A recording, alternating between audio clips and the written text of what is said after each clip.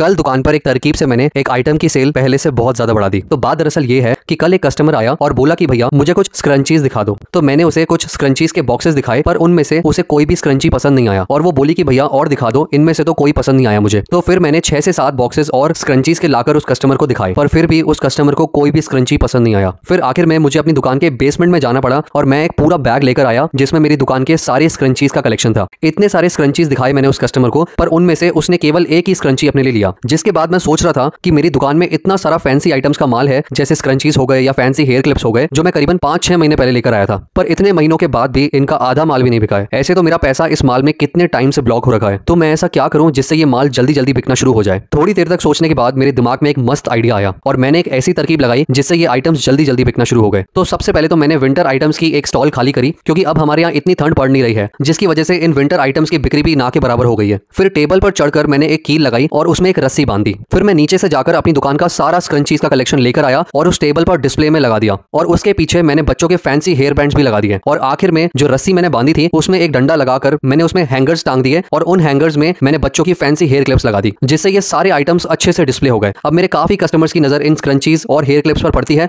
और ज्यादातर कस्टमर्स इनमें से कुछ ना कुछ खरीद लेते हैं।